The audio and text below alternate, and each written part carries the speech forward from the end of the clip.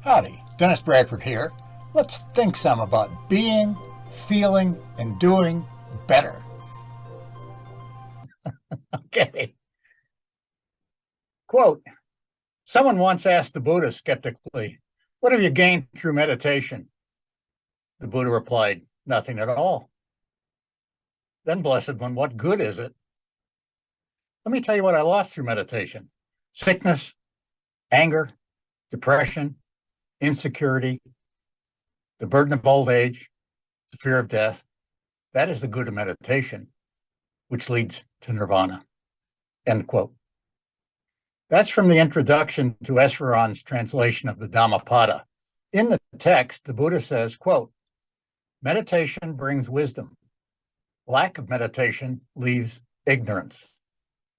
There can be no wisdom for those who do not meditate. End quote. The good news is that there are multiple kinds of meditative or spiritual practices that open nirvana. With a small n, nirvana refers to the complete extinction of ignorance, desire, or craving, and the dissatisfaction or suffering. It leads to the lack of dissatisfaction or suffering. Sabhava nirvana refers to capital N nirvana that we already have as our essence, our whatness, our core. As opposed to gaining anything, the purpose of all meditative practices is to awaken what we already are. The purpose of this talk is simply to offer a brief introduction to one distinctive way to practice, namely that recommended by Bhagavan Sri Ramana Maharshi. What if you don't already have some notion of nirvana? In one sense, that must be the case because it's impossible to conceive nirvana. Yet we need some target to aim at. I offer you two suggestions that may help with that. Let me give you one now, and I'll offer you a gift at the end of this talk. David R. Hawkins was a recent sage with the highest level of consciousness in my lifetime of anyone I'm aware of. In my judgment, he gives the best account of living well or wisely of any contemporary or recent sage. I recently published a short introductory book on his teachings. I don't know if you can see it. Living Well, according to David R. Hawkins. It's available at Amazon.com in either paperback or e-back for under $10. As befits an introduction, it's short, only 82 pages of text. Furthermore, the book calibrates at 600, which is actually higher than A Course in Miracles and the same as the workbook for A Course in Miracles. I mentioned during the regular Sunday show and workshop on April 30th, I'm willing to calibrate your energy level of consciousness for $10. Here's another offer. If you buy a copy of Living Well According to David R. Hawkins and leave at least a 25-word review of it on Amazon, I'll do 2 calibrations for you for free. In effect, that allows you to buy the book at no cost. If you're interested, simply buy a copy, leave a brief review after reading it, and email me at dennis@endfearfast.com. Dennis, D-E-N-N-I-S, at end, E-N-D, fear, F-E-A-R, fast, F-A-S-T.com. Why is that relevant to a talk on Bhagavan? It's because their chief ideas are very similar. Nirvana is living wisely or well. It's liberation from dissatisfaction. It's living with abiding bliss, love, and peacefulness. What should we do to live well? It's quite possible that you've been using some meditative practice for years or even decades and still calibrate below 500, much less below 600, which is a level of sagehood. Enlightenment, by the way, is 700. And both Bhagavan and Hawkins, of course, are well over 700. My suggestion, pick an enlightened sage as a guide. In other words, someone with a personal calibration of 700 or higher, and devote yourself seriously to doing what he or she recommends. All sages recommend letting go of attachment to the idea that you're a separate self. Clinging to that idea perpetuates dissatisfaction and obstructs nirvana. So the question is, how can we let go of it? How can we transcend small s self, that's the ego, to capital S self, That's what I call being, with a capital B. This is our most important task. As Bhagavan said, quote, our own self-realization is the greatest service we can render the world, end quote. That's self-realization with a capital S, self. By the way, all quotations from Bhagavan are from this book, Be As You Are. Be As You Are. If you want to buy one book on him, this is the best one I know of by far. Be As You Are, the teachings of Sri Ramana Maharshi, edited by David Goodman. By the way, if you've never seen a picture of Bhagavan, I hope this shows. You want to know what a sage looks like? Look in his eyes. The picture itself is captivating. On Hawkins's map, sagehood begins with a calibration of 600, and I'm not a sage. All I can do is try to point you in the right direction, which is the direction I've learned from sages like Hawkins and Bhagavan. The word Bhagavan I'm using to denote Sri Ramana Maharshi. Ramana is a contraction of his Indian name. Maharshi comes from Maharishi, which means great rishi or great sage. His story, very briefly, in 1896, a 16-year-old boy made his way to Aranchala, which is a holy pilgrimage site in South India. He'd already realized capital S self. He was a normal boy until one day he thought of himself as dying. For some reason, he thought he was going to die, and he lay down on the floor. He didn't flee from it or try to distract himself. And he asked himself, what was going to die? His inquiry was intense, and he had an awakening experience. That's the genesis of his spiritual method of self-inquiry. He lived in bliss from then until he died in 1950. His initial absorption was so intense that he ignored his body. He ate little. Insects chewed away portions of his legs. His hair and fingernails grew to unmanageable lengths. It took several years for him even to return to speaking. He had directly apprehended that his essential nature was formless consciousness, and that consciousness was the only reality. That was what was not going to die. He lived as a saintly sage, humbly and simply, until his death. How did he recommend that we emulate him in directly apprehending capital S self? Well, there's a problem answering the question because except for one very short monograph, he never wrote any prose. He only wrote Tamil poetry. Apparently, he was a master of Tamil poetry, but that's you have to translate it in English and then understand what he's saying, and that's not easy. Fortunately, we have many of his oral teachings that they were transmitted by his students and spiritual descendants like Papaji and devotees like David Godman. If you want more on Bhagavan's teachings, just read that book, Be As You Are. I also recommend Goodman's website and his YouTube videos. They're very helpful in his very engaging manner. And if you have trouble finding them, just email me and I'll send you the links. Again, dennis@endfearfast.com. So according to Bhagavan, what should we do to apprehend capital S self? Well, that's really asking to apprehend being or God directly. In other words, non-conceptually. How do we let go of ego and realize our true nature? How do we drop the obscuring veil of compulsive thoughts? Mukti, or liberation, awaits us when we stop clinging to the notion that we're isolated selves. That's the second time I've repeated that idea, and that's the main idea that any sage will try to enable you to understand.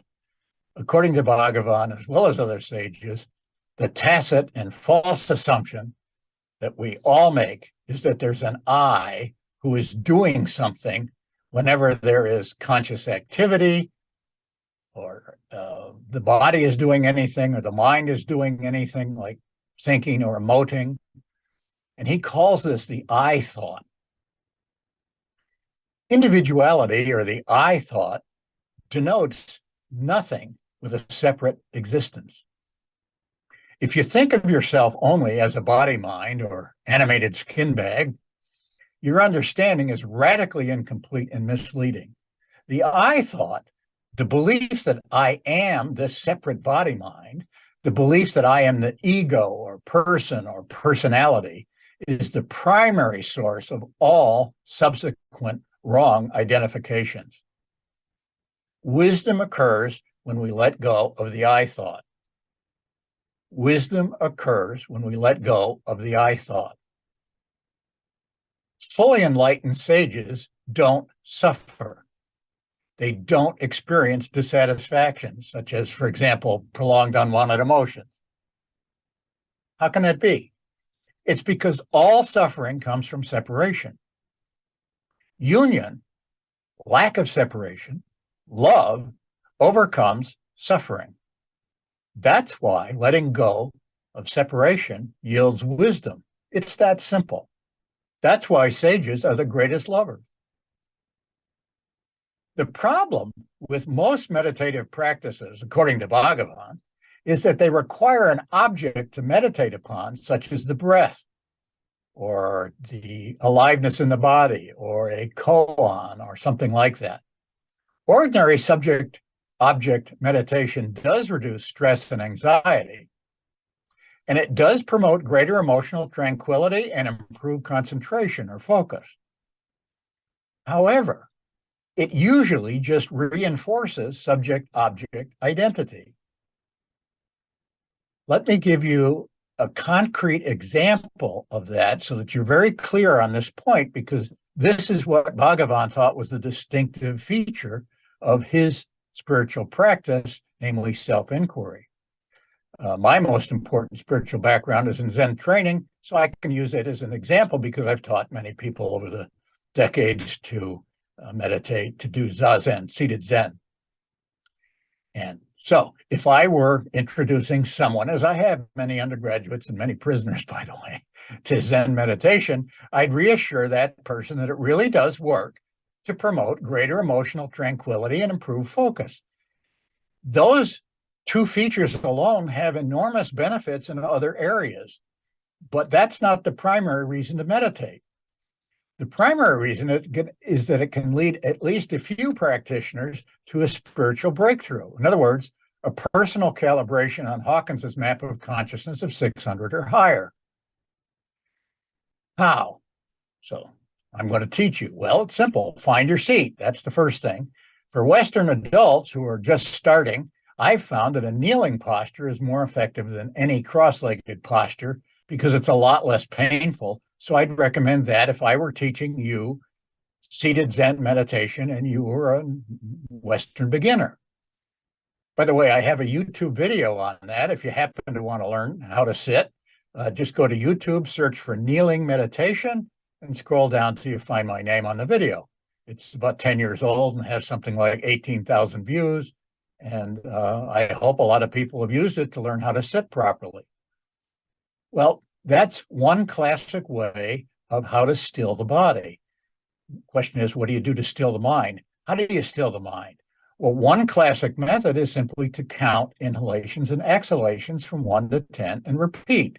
That's the way beginners who are learning Zen meditation begin. So they inhale with 1, exhale 2, they say it silently, 3, inhale, 4, so on, up to 10, and then you start over again. It's very simple. It's not easy if you've ever tried it. You're going to get lost in thought dozens, hundreds, thousands of times. Once you can do that, what happens is you move on to the next practice. And that's typical of meditation practices. You master one and then move on to the next one. In this case, the next step would be to count only the exhalations. So instead of counting in with 1 and out with 2 and in with 3 and out with 4, you would just simply count the first exhalation as 1, the second exhalation is 2, and so on up to 10 and so on. And there are then obviously steps beyond that. So there's a progression of practices, and that's very typical for meditative practices. Here's the problem from Bhagavan's point of view. Notice that you're doing the counting. You are the subject. The breaths that you are counting are the object of your attention. Well, how does that work to drop the I thought? It actually involves the I thought because you're the I who's doing the counting. So it doesn't work very well if what you're trying to do is to drop the I thought. And that's Bhagavan's chief point. And that's why you can do, for example, those kinds of meditations, ordinary meditation, subject-object meditation for years, even decades, and never have a breakthrough. That's why Bhagavan thinks it's not the best way to drop the I thought. It does have benefits, but that's not among them. There are better, more direct ways, and here's Bhagavan's suggestion. He actually has three suggestions. The first one is to be already with a calm mind in the presence of an enlightened spiritual teacher. Many thousands of people did this with Bhagavan during his lifetime. They would simply come and sit in his presence, literally in the same room. And they would often feel a kind of peaceful emanation coming from him, as well as any guidance that he happened to provide verbally. And it's just a matter of being still and absorbing the emanation and guidance. Fortunately, for the rest of us, such teachers are few and far between. There's certainly less than 1 in 10 million human beings. I've personally never met anybody with a calibration over 700. I've met several with calibrations in the 600s, but I've never personally met one who qualifies as enlightened. So if you're like me, that's an option we just don't have. The second way is a method of continuous surrender that's similar to what other sages like Hawkins have recommended. That's one reason I recommended my introduction to Hawkins, because it emphasizes that. It's continuous surrender, very similar, if not identical, to what Bhagavan himself recommends. Continuous means that it's not done in blocks of formal meditation. I do a couple of hours of meditation a day in formal blocks. It helps me. It helps me to meditate at other times. And if you concentrate on it like that for 15 minutes or half an hour or whatever it is, that you try to bring the stillness of mind that produces into other parts of your life and try to meditate continuously. That's what meditation, continuous meditation is. Now, one advantage to notice right away is that this can be done when you're doing anything. The idea is continually and deliberately to surrender the objects of consciousness, whatever they are. Bhagavan and Hawkins are not the only sages who recommend it. It's simple, but it's not easy. It's a way of life. You do it all day long, every day. And by the way, all night long, and apparently even when you're asleep. Although, by the way, Bhagavan spent the last 50 years of his life without sleeping. Didn't need it. But that's a separate subject we can talk about some other time if you like. Ideally, that's continuous practicing all day long, and that's the way to become a sage. Bhagavan, and I'm quoting here, quote, "There is no conflict between work and wisdom." I like that. There is no conflict between work and wisdom, end quote. So there's no need to stop doing whatever you're doing, being a parent or being an employee or driving a car or whatever you're doing to practice wisdom. All right, let's come to self-inquiry. This is the third method, Vichara, which is the name of self-inquiry. It's his distinctive practice. He doesn't think of it as meditation at all. Since the I thought is always there and the root of all other thoughts, the direct way to liberation is to find its source by asking, who am I, persistently? Drop all other thoughts. Since there is no subject or who is doing the thinking, there is no answer to the question, who am I? If you get an answer, it's a conceptual answer and therefore wrong. You are not a who. Nothing is personal. You are a what. You are a what, not a who.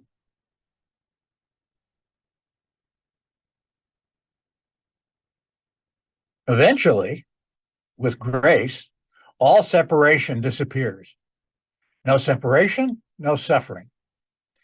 No suffering is nirvana. That's what it is to live well, to be a sage. Bhagavan teaches that finding the root of the I thought requires desirelessness and results in liberation. Peace is desirelessness. To desire is to be dissatisfied. If you want something and notice it, then you're desiring it and you're noticing a lack. You're dissatisfied. Letting go of desires is becoming peaceful. Bhagavan, quote, as long as there are tendencies towards sense objects in the mind, the inquiry, who am I, is necessary. As and when thoughts arise, one should annihilate all of them through inquiry, then and there, in their very place of origin. Not attending to what is other is non-attachment or desirelessness. Not leaving self is knowledge, jnana, J-N-A-N-A. And of course, that's the self with a capital S. Not leaving self is knowledge. In truth, these two, namely desirelessness and knowledge, are one and the same.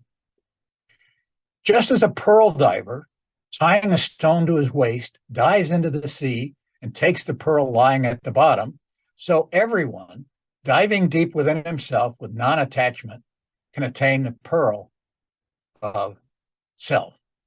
End quote. That's capital S, self. In other words, the way to wisdom is the way of non-attachment.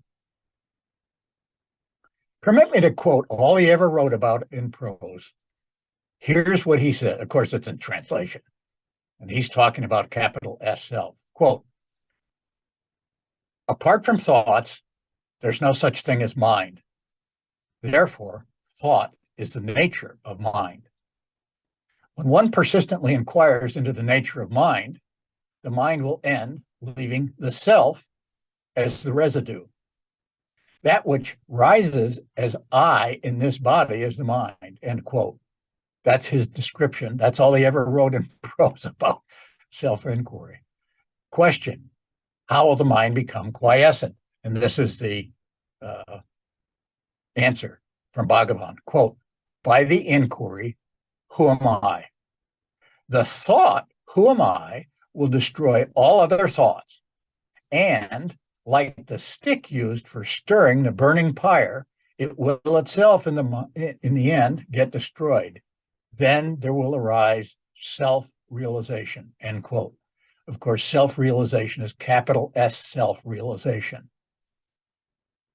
Let me read that again, since that's all we have. By the inquiry, who am I? The thought, who am I, will destroy all other thoughts. And like the stick used for stirring the burning pyre, it will itself in the end get destroyed. Then there will arise self-realization, end quote. Instead of the conscious subject focusing on something else, such as the breath, aliveness, or koan, drop the object and turn focus 180 degrees back into the subject itself. Do that persistently until the subject weakens and dissolves. That's the essence of it. It's that simple. Let go of whatever it is you are perceiving or thinking about or wondering about. Whatever your object of consciousness is, drop it and focus on the origin of that thought. This is why it results in liberation, because there's no separate self there. You cannot, it does not exist separately. I'll say more about that in a minute. So Bhagavan divides spiritual practices into two kinds, meditation and vichara. Quote, meditation requires an object to meditate upon, whereas there is only the subject without the object in vichara. Vichara is the process and the goal also. I am is the goal and the final reality. To hold to it with effort is vichara. When spontaneous and natural, it is realization, end quote. That's really the difference. Most people who are here have tried or practiced meditation. This is the critical difference. Let me go over that once more. Quote, meditation requires an object to meditate upon, whereas there is only the subject without the object in vichara. Vichara is the process and the goal also. I am is the goal and the final reality. To hold to it with effort is vichara. When spontaneous and natural, it is realization, end quote. In other words, think of a plane or taking off or a business taking off. Where is the most effort? Well, it's when the plane lifts off the ground or the business just gets its first customers or clients. That's where most of the effort is. And as the plane climbs and levels out and hits cruising altitude, it becomes much, much easier and almost effortless. Now, of course, the plane engines are still burning gas and so on, so the analogy isn't perfect, but it gives you the idea.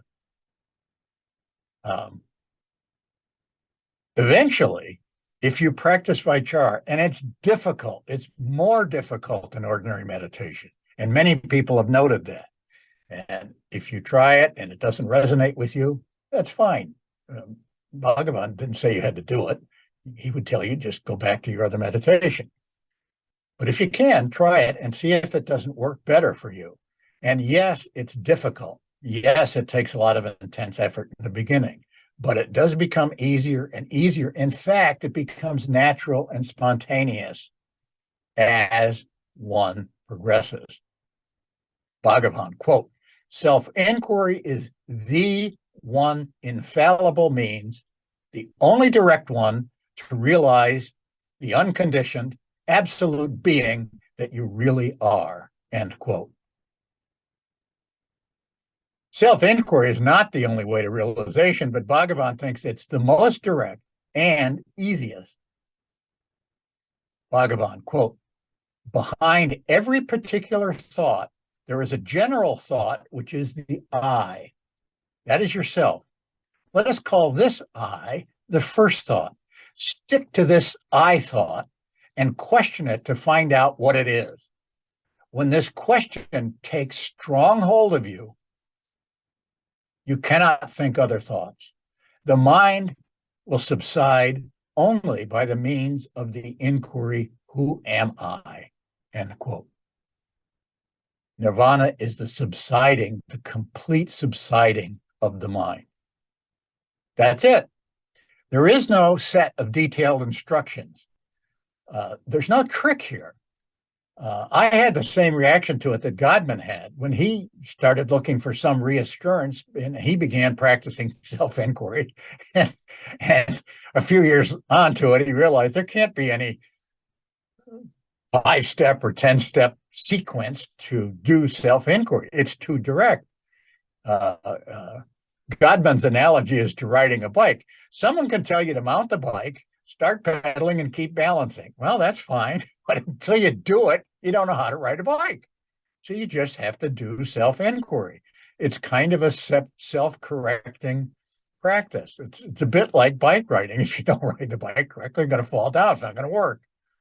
That's Bhagavan's method of self-inquiry. If you try it, you may succeed, perhaps for a fraction of a second. Well, that's all right. Practice.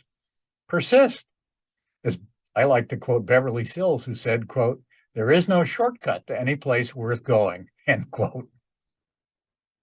Being ultimate reality, what Bhagavan calls the real capital S self, the real self, is an all-inclusive awareness that is non-personal. All-inclusive awareness that is non-personal. It's eternal, ever-present non-attachment. There's no difference between Bhagavan's conception of ultimate reality and that of other sages such as Hawkins. Nor do their ideas on how to live well differ.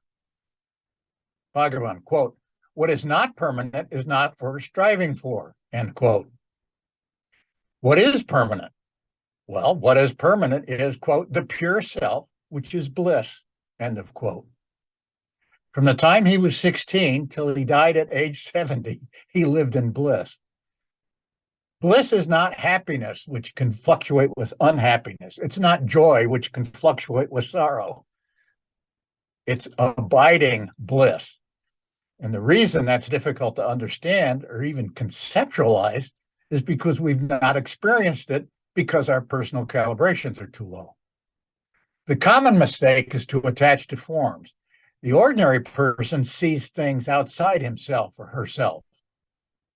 However, all forms are impermanent. Well, what happens if you attach yourself to a form that disappears? You suffer. We create our own dissatisfactions. How? By attaching to that which is impermanent. Well, as long as you keep doing that, you'll keep suffering. That's not a hard idea to grasp. You may disagree with it, but it's not a hard idea to understand. Do you want to stop suffering? Do you want to stop being dissatisfied? If so, the way to wisdom is non-attachment. Stop attaching to things that are not permanent. Bhagavan, quote, "There is nothing to be attained," end quote. And I began this talk by quoting the Buddha, who says the same thing. Meditation or spiritual practice is not about a gain. It's not to attain anything. It's not to gain anything. There's nothing we need to gain. What we do is need to remove the obstructions from what we already are. Since we are the capital S self, we are permanent and already have everything required to live well, to be peaceful, loving, liberated, and blissful. There's no need to chase after anything else.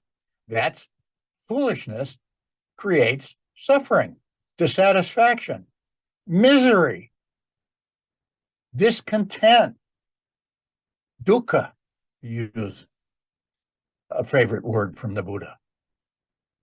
And that's the same thing that the Buddha and other sages think. There is no thinking who is thinking.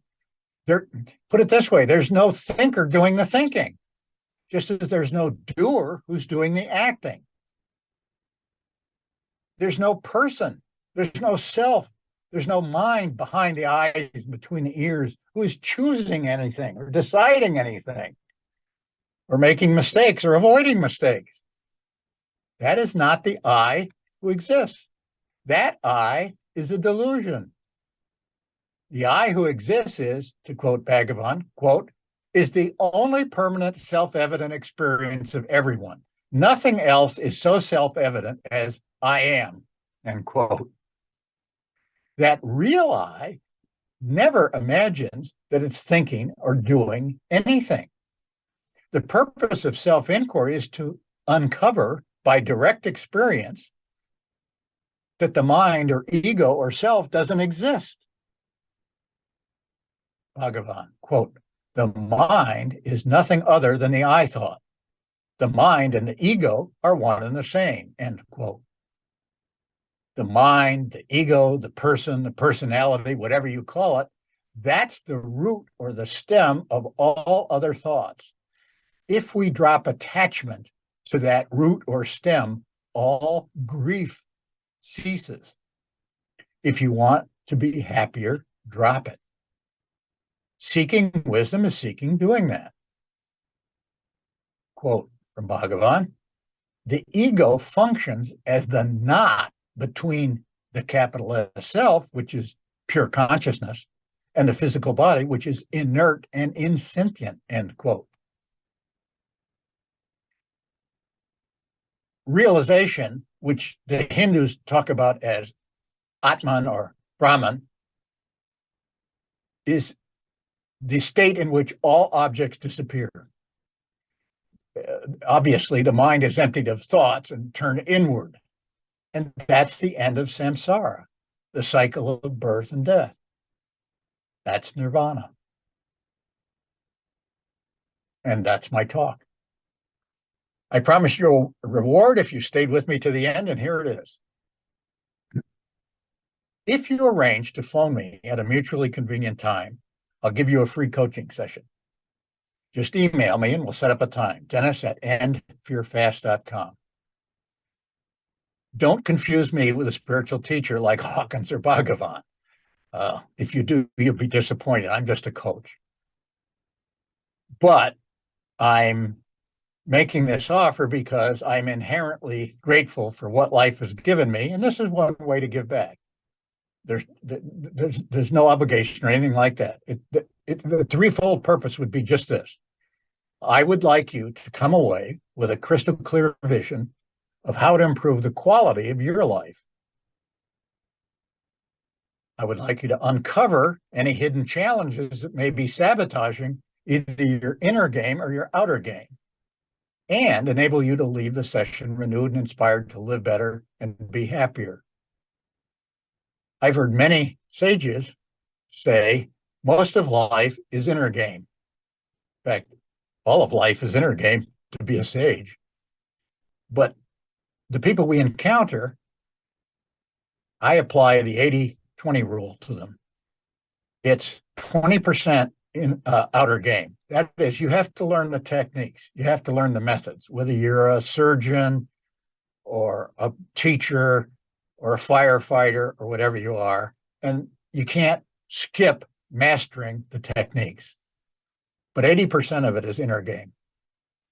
And inner game is what sages master to a degree that most people never comprehend. They may not even know there are any such thing. They may not even realize there's a possibility.